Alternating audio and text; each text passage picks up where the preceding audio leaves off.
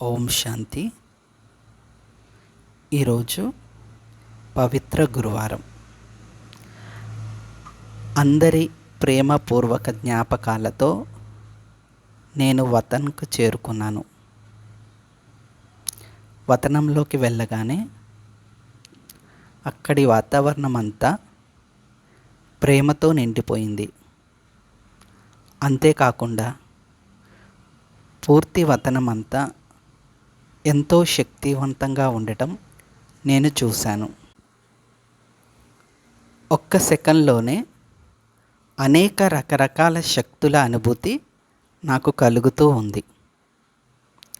వతనంలో మరొక వైపు నేను ఒక ప్రపంచ గోళాన్ని, వరల్డ్ గ్లోబ్ చూశాను.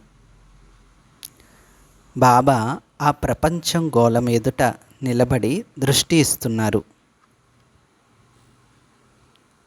నెమ్మదిగా ఆ ప్రపంచ గోళం బంగారు రంగులో మెరిసే ఒక సువర్ణ గోళంగా మారుతోంది.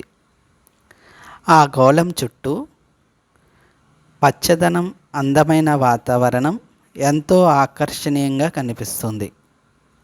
కొద్ది క్షణాల తర్వాత బాబా నా వైపు చూసి, రా బిడ్డ రా అని పిలిచారు.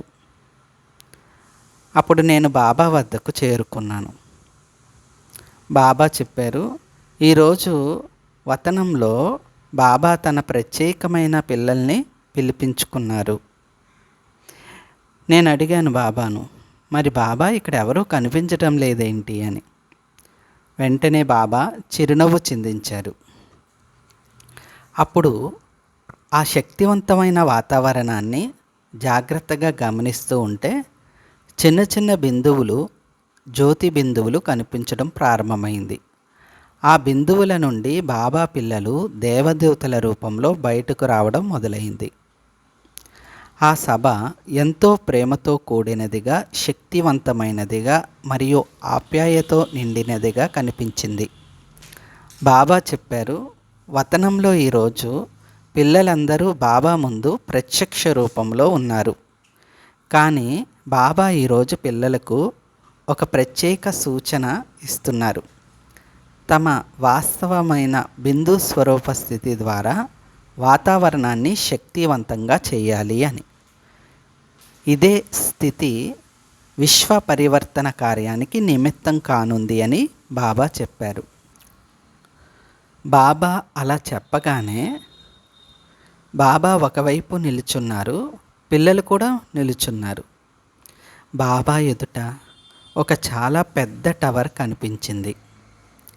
ఆ టవర్ పైభాగంలో ఒక ప్రత్యేక మిషన్ అమర్చబడి ఉంది. ఆ మిషన్ ద్వారా ప్రపంచానికి సంబంధించిన సమాచారం ముందుగానే తెలిసినట్లు అనిపిస్తుంది. బాబా అన్నారు, శ్రద్ధగా చూడండి అని. నేను మరలా చూడగా ఆ యంత్రం పైభాగంలో ఒక అందమైన చక్రం ఉంది. అది తిరుగుతున్నప్పుడు కొన్ని సందర్భాల్లో బంగారు కాంతి వెలువడుతుంది, మరికొన్ని సందర్భాలలో బలమైన తుఫాన్ వస్తున్నట్లు కనిపిస్తుంది. కొన్నిసార్లు కాంతులు పైకి కిందకి కదులుతున్నట్లు కనిపించాయి, మరికొన్ని సందర్భాల్లో చీకటి వ్యాపించినట్లు అనిపిస్తుంది. అప్పుడు పిల్లలు బాబాను అడిగారు, బాబా ఇవన్నీ ఏమిటి? అప్పుడు బాబా చెప్పారు, శ్రద్ధగా గమనించండి అని. బాబా ముందుగానే పిల్లలకు త్రికాలదర్శి అనే బిరుదును ఇచ్చారు.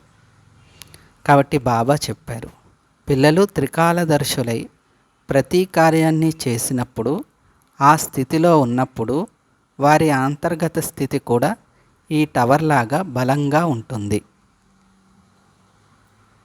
సమయం మరి దాని గురించి పూర్తి అవగాహన ఉన్న కారణంగా పిల్లలు అంతర్గత ఆనందంలో ఉంటారు.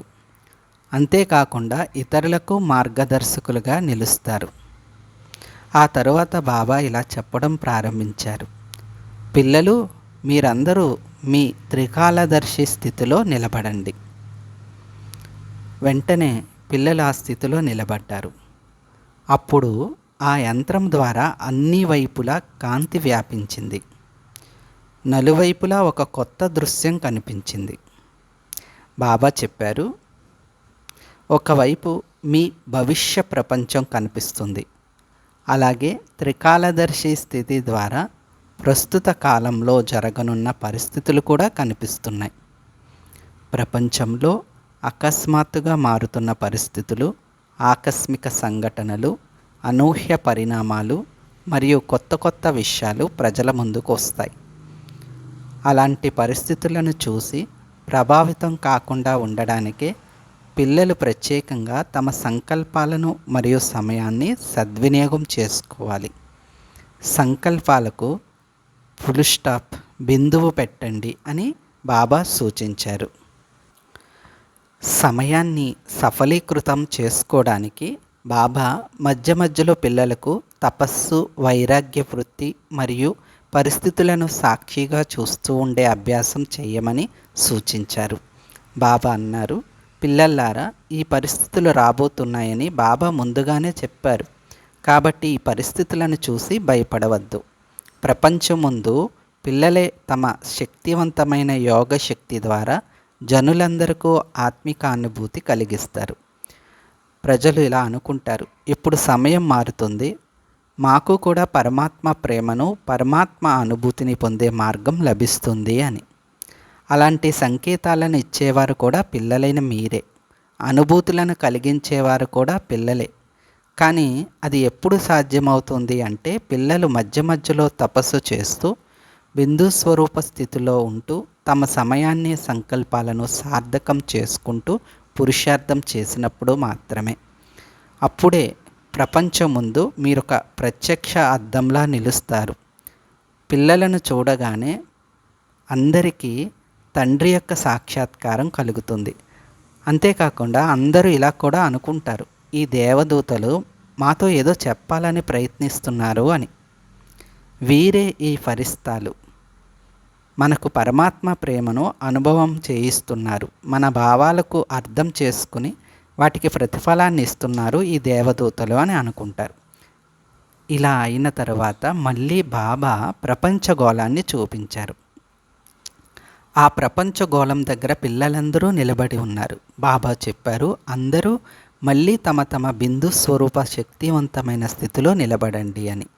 పిల్లలందరూ అలా నిలబడగానే ఆ ప్రపంచగోళం నుండి అపారమైన కాంతి వెలువడింది. ఆ కాంతి కిరణాలు ప్రపంచమంతటా వ్యాపించాయి. ప్రపంచంలో ఉన్న చీకటి క్రమంగా తొలగిపోతున్నట్లు నాకు కనిపించింది. ఇంకా బాబా చెప్పారు, ఒకవైపు ప్రపంచం ముందు అంధకారం, చీకటి ఉంది, మరొక వైపు మీరు పిల్లలు జ్ఞాన నక్షత్రాలుగా వెలుగును ప్రసరింపచేస్తున్నారు. మీ బిందు స్వరూప స్థితి ద్వారా ప్రపంచానికి ఈ అనుభూతిని కలిగించాలి. ఇప్పుడు సమయ పరివర్తన జరుగుతోంది. మనం కూడా మనల్ని సంపూర్ణంగా నింపుకుని పరివర్తన చెందాలి. ఆ తర్వాత బాబా అనేక మందిని చూపించారు. వారిలో రకరకాల మతాలకు చెందినవారు, సమాజాలకు చెందినవారు ఉన్నారు. వారందరూ చాలా నిరాశతో, ఆశ లేకుండా కనిపిస్తున్నారు. అప్పుడు వారికి ఒక దివ్య కాంతి సాక్షాత్కారం కలుగుతుంది. వాళ్ళు అనుకుంటున్నారు, ఇప్పుడు ఆ సమయం వచ్చేసింది. ఇలాంటి సమయంలోనే పరమాత్మ మన ప్రార్థనలను వింటున్నారు. నలువైపులా వారికి ఒక దివ్య అనుభూతి కలుగుతుంది. వారందరూ ఇలా అనుకుంటున్నారు, ఎవరో పరమాత్మ మాకు ఏదో అనుభూతిని కలిగిస్తున్నారు అని. అప్పుడు బాబా చెప్పారు, ఒకవైపు భయంకరమైన పరిస్థితులు ఉంటాయి, మరోవైపు మీరు పిల్లలు వెలుగునిచ్చే నక్షత్రాలుగా అందరి ముందు నిలబడతారు. మీ ద్వారానే వారికి ఈ అనుభూతి కలుగుతుంది. ఇవే భావాలను అర్థం చేసుకుని మనకు శక్తిని, శాంతిని, అనుభూతిని అందిస్తున్న వాళ్ళు వీళ్ళే పరమాత్మ పిల్లలు అని వాళ్ళు అనుకుంటారు. తర్వాత బాబా అన్నారు, ఈ రెండు పరిస్థితుల పిల్లలు ముందుకు రాబోతున్నాయి. అందువల్ల తమ సమయాన్ని, సంకల్పాలను చాలా జాగ్రత్తగా, శక్తివంతంగా ఉంచుకోవాలి. త్రికాలదర్శి స్థితిలో ఉండి ప్రతి పరిస్థితిని సాక్షిగా చూడాలి. అలాగే ప్రపంచంలో అనుకుంటున్న అందరి ముందు పరమాత్మ ప్రత్యక్షతను అనువింపచేసేవారు కూడా ఈ పిల్లలే అని ఎల్లప్పుడూ గుర్తుపెట్టుకోవాలి. ఆ తర్వాత బాబా పిల్లలందరికీ తమ చేతులతో భోగ్ స్వీకరింపచేశారు. అదే సమయంలో ప్రపంచంలోని వారు కూడా తమ ముందుకు తీసుకొచ్చి ప్రతి ఒక్కరి వైపు ఒక కాంతి కిరణం చేరేలా చేశారు. ప్రతి ఆత్మ తన శక్తికి అనుగుణంగా ఆ కాంతిని అనుభూతిని పొందుతుంది. కొంతమంది ఆశ్చర్యపోతున్నారు. వారు ఇలా అంటున్నారు, ఈ కాంతి ఏమిటి అని. అప్పుడు బాబా చెప్పారు, సమయం అలాంటిదిగా రానుంది. ఈ కాంతి ద్వారానే వారికి అనుభూతి కలగాల్సి ఉంటుంది. తరువాత బాబాకు తెలియచేశారు. బట్టీలో ఉన్న కొంతమంది సోదరి సోదరులు వచ్చారు. వారిలో చాలామంది భోగ్ కూడా పంపించారు. అప్పుడు బాబా వారందరినీ తన ముందుకు తీసుకొచ్చి దృష్టి ఇస్తూ ఇలా చెప్పారు, పిల్లలు ఎప్పుడైనా శుభ సంకల్పాలు చేసినప్పుడు ఆ సంకల్పాల వల్ల స్వయంగా చాలా శక్తి లభిస్తుంది అని. అలాగే వారు ఎవరి కోసం ఆ సంకల్పాలు చేశారో వారికి కూడా ఎంతో ప్రేమ, శక్తి, ఆత్మిక అనుభూతులు కలుగుతాయి. అందరికీ బాబా స్నేహపూర్వకంగా ఆశీర్వాదాలు అందించారు.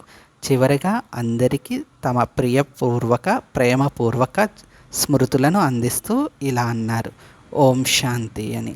నేను తిరిగి వతనం నుండి ఇక్కడికి వచ్చేసాను. ఓం శాంతి. शुचिता का होने लगा उजाला, लगी तपस्या की अग्नि।